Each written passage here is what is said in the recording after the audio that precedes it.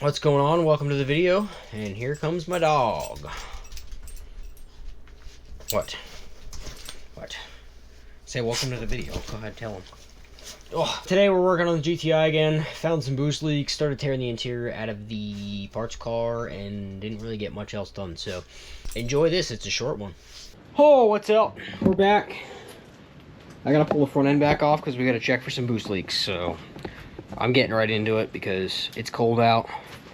I just want to get this done. We're here at the back of the car because the heater's on. I made this sketchy looking boost leak tester that probably won't explode. So let's try it out. Don't judge me on my boost leak tester, alright? I could have went to Lowe's and bought PVC and stuff. I didn't go to Lowe's, I just did my own thing. I didn't feel like leaving the house, so I slapped that together real quick and it did help, so it worked. It did explode though, that did happen, not gonna lie. It basically, the top flew off, smoked my thumb, and it hurt really bad.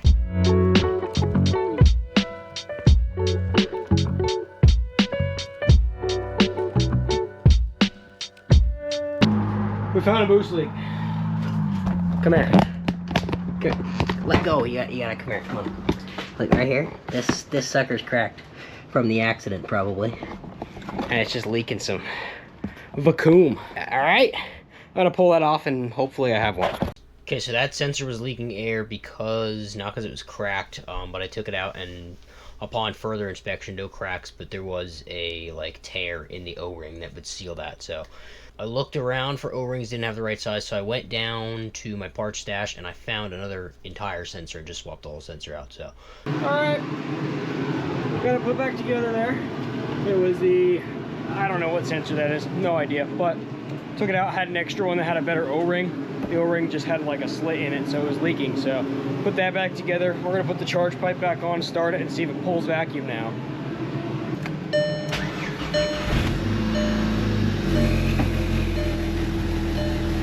Nothing. It didn't work. I was expecting to pull 10 psi vacuum, take it for a little rip, you know, have boost and stuff again. That would be great. Either there's still a leak somewhere or I have a sensor somewhere that is not doing something right. So I ordered a few sensors, including the MAP sensor, mass airflow sensor, N75 valve, and a few others just to replace a whole bunch. So I'm waiting for those to come in. But if anybody has any input on anything, it will not pull any vacuum or build any boost. When you rev it up, it starts to pull like 6 or 8 pounds. So let me know. The next time you see this car, it's probably going to be for an interior video to put everything back together and just kind of get the car movable and drivable again. So I guess we'll put sensors on too, but I don't know how the next video for the car is going to go, but we have to wait around a little bit for some sensors to show up. So in the meantime, I figured pull the interior out of the other car and start getting it cleaned up. I can't breathe. We're bringing you in. Okay.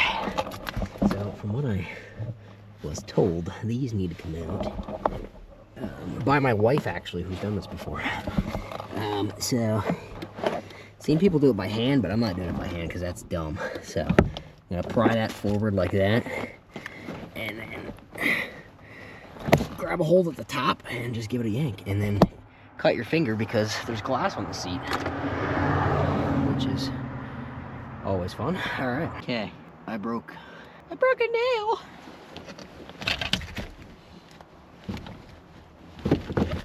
Apparently you just give that a yank, but I don't know about that.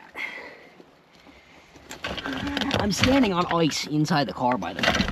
This parts car has no windows, all right? And it was raining and snowing, and there was 2 inches of ice. There was 2 inches of ice on the floor, and I slipped, fell, and I broke my hip. No, I didn't break my hip. I was fine.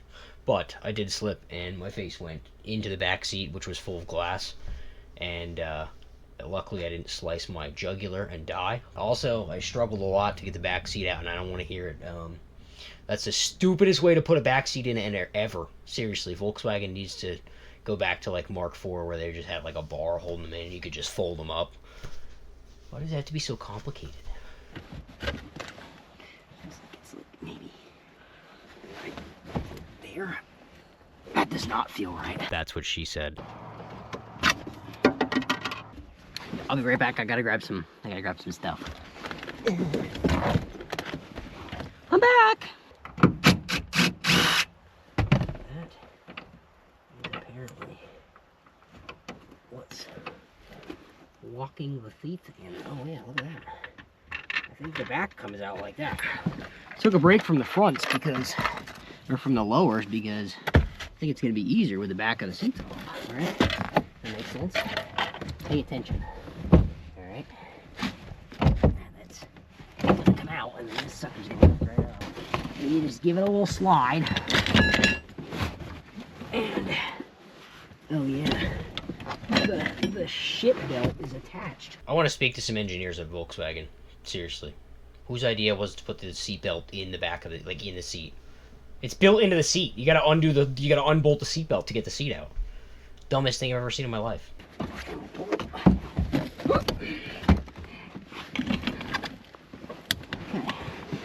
Gotta put this out to dry. I had to lose the jacket. It's time to get serious here, okay? Now, my friend who's really good with Mark 6s in the comments is probably gonna tell me that I'm an idiot and this is so easy or something. I've never done this, so yeah.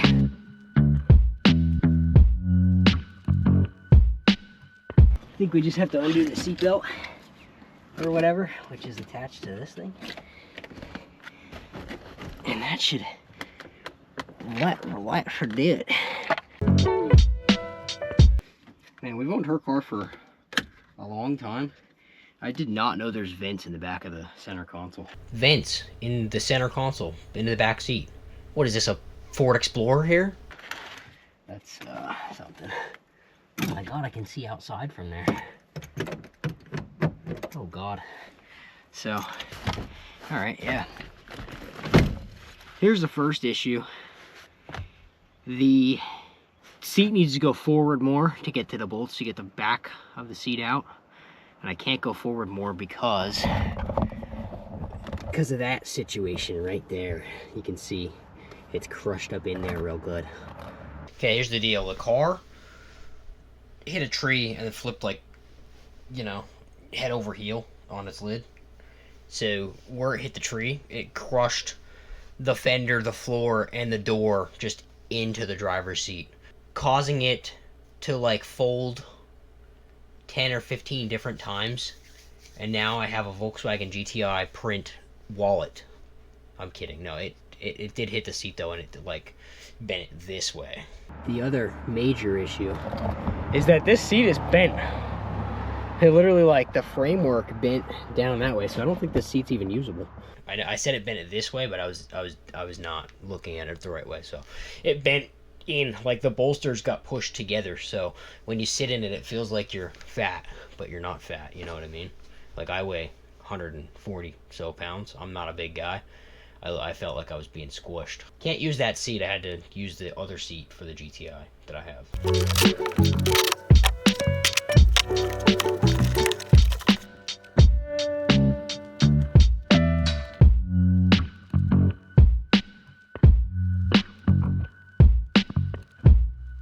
That does it for this one. It was a little short. My bad. Didn't film enough. It's my fault. I'll take the blame for that one. Whatever. It's a nice short video. Watch that on your lunch break or whatever. Doesn't matter what time you watch it. Just watch it and watch it all the way through for sure, please. Also, leave me a comment. Let me know what's going on. Let me know if you have any questions or any ways to help with the Mark 6 build, because I don't know what I'm doing. See you in the next one. Peace.